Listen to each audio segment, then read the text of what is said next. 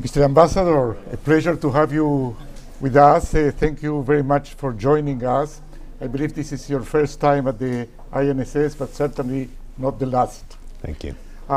You recently took your post as ambassador at a time when there are serious concerns in Israel about the role of the U.S. in the Middle East, the extent to which the U.S. is willing to address the many strategic challenges in the region.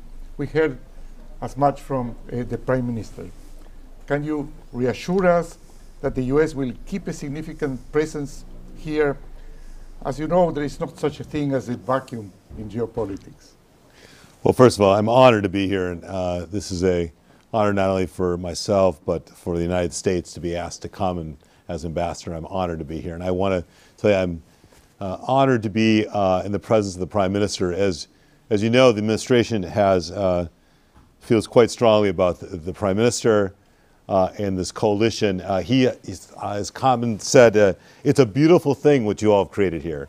And with the Prime Minister and the Foreign Minister coming together, this is what democracy is all about. And this administration, the Biden administration, from the White House to the State Department, is not only honored to work with this coalition, but feels that the country is in the right hands at a very critical time. Listen, when I got here, when I testified on my confirmation, I made it very clear. I have one objective, and I think I speak for the President, is to enhance this democratic Jewish state. And what I mean by that, I don't really share an ideology. All I have is a North Star, and that is the North Star. And so when I think about the North Star, it's like, okay, what are your priorities? And the priorities are what the President has told me my priorities should be. And number one is, as the President has said, this is unbreakable ties between Israel and the United States. And my job is to reinforce that. What does that mean? In practical, I see our national security advisor, Israel's national security advisor, he knows quite quickly what that means. It means the unbinding commitment to the defense of the State of Israel. That is the Iron Dome, that is the MOU. It is all the aspects that we as the United States can provide the State of Israel. Number two is our view is that we need to keep the vision of a two-state solution alive. It's very important. There are no illusions that I'm going to be at the Rose Garden doing a signing, but that doesn't mean we cannot keep a vision alive. We are also helping to support the Palestinian people by dramatically increasing assistance, working with them. And third, as the Prime Minister just said, this is about an economic miracle that goes on here. If the economy is not strong in Israel, you cannot have a strong defense. And my job is to not only continue to enhance that by supporting things such as the Abraham Accords and the visa waiver program and the practical stuff about working on this issue around the startup nation and helping drive economic support. So our idea of the United States' commitment to this country is not only ironclad, but we understand it's who we are as a people. The United States and Israel are one when it comes to defense, when it comes to economics, and focus, because going back to your question, the focus of this president, this is probably, in my view, not only the most committed president to the Middle East, but the most knowledgeable. Here's the guy who has not only been the vice president for 8 years, was a chairman of the Foreign Relations Committee, was a chairman of the Judiciary Committee. Every single issue around Israel and the United States and its security, he has been in the middle of it.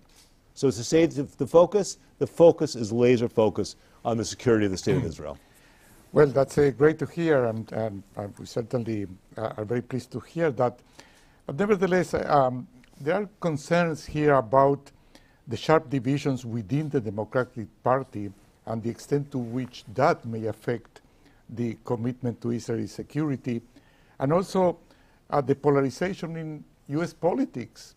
Does it affect the bipartisan support that we used to have in Congress?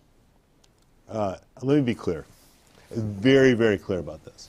The vast majority of the Democrats and Republicans support the ironclad commitment to this country, okay? That's the MOU, that's the Iron Dome, it's the support of this country. Sure, are there a few voices who share or express objections? Sure, and they should have every right to do that. However, if they cross the line any voice across the line and steps into an idea of anti-Semitic or anti-Israel in a way that's just not a productive way, then we need to be clear. But voices need to be able to express themselves, and that's what makes Israel what Israel is. That's what makes the United States what the United States is. But it's clear to me the commitment is solid, and I've said this. I think I said this to you in my office when you came to see me. We can't also stick our head in the sand to say that there aren't younger generations that don't have the same commitment that some of us do to security. They don't. The history of the place. It's like I had the opportunity to speak at the Holocaust Remembrance. We got to keep remembering who this country is and keep reminding people so we don't forget that. And I think we have that commitment. So I'm very confident. The bipartisan support of Israel is rock solid. We just heard the Prime Minister talking extensively about Iran and the fact that Israel has to invest a great deal in order to face the challenge from that part of the world. The negotiations in Vienna sort of continue. I mean, there is a break now. International attention is focused on the Ukraine. The U.S. seems to have its plate full, both with what's happening in the Ukraine and Russia and with China. And all of this they're not very good news for us, for Israel. What can we expect in that respect? Are we here, as the Prime Minister seems to imply, on our own, or can we also trust that the United States will be part of the effort to contain Iran? Yeah, let me be, again, as clear as I can be. The President has made it abundantly clear. The United States will not allow Iran to have a nuclear weapon. As Mr. Khalada knows, he speaks to the White House every day. We have conversations multiple times a day. We are in the midst of talking to our negotiators every day. This administration can walk and chew gum at the same time. Yes, we're focused on Russia and Ukraine, and we're also focusing on making sure the Iranians do not get a nuclear weapon. And we are here as partners to Israel. One of the things we wanted to make it clear at the onset of the Biden administration, there'll be no light between what's going on in Vienna as it relates to making sure we're communicating directly with the Israelis. So we're all clear. We want a diplomatic solution to this. There's no question, and I know the Prime Minister and the Foreign Minister and the National Security of Israel understands we'd like to find a diplomatic solution to this.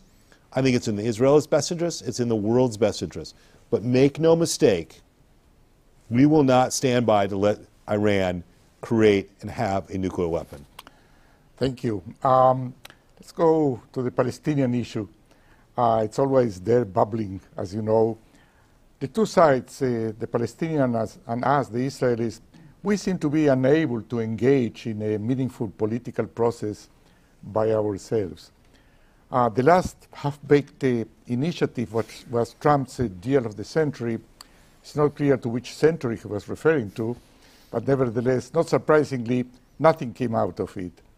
Do you think that the Biden administration may at some point try to take a more proactive role, or perhaps prompted by a crisis that is never far away? And moreover, could the Abraham Accords switch from having been conceived as a bypass to the Palestinian issue to perhaps serving as a platform to help make progress in that regard? Well, that's a big question. Let me just take it in a couple pieces. Number one, the administration, the Biden administration, is fully and completely committed to a two-state solution. We believe that a two-state solution is in the long-term interest of the state of Israel. There might be people who differ with that. That is the position of the United States, and there's a position of many, many Israelis as well, number one. Number two, we believe it is imperative that we take care of the Palestinian people.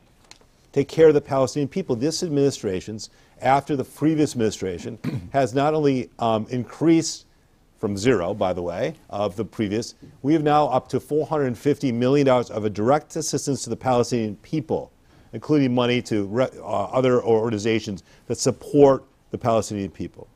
We believe that they deserve the dignity and security as Israelis do.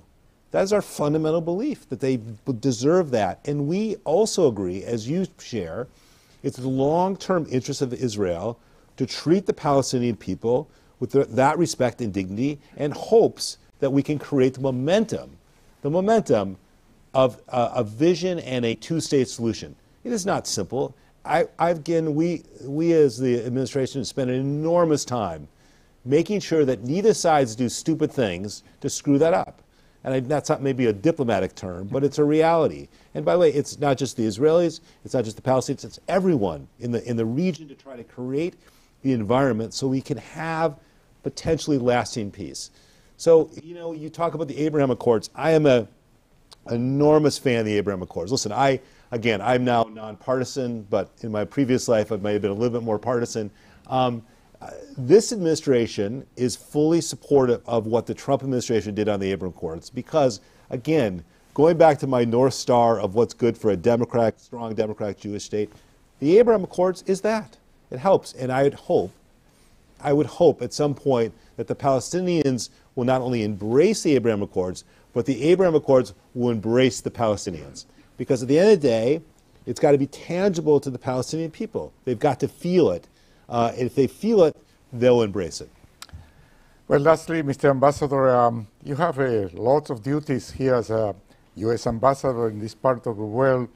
But have you set for yourself additional goals beyond being ambassador, the formal part of it? I mean, do you have expectations? We know that you have been getting to know all the good restaurants in Israel.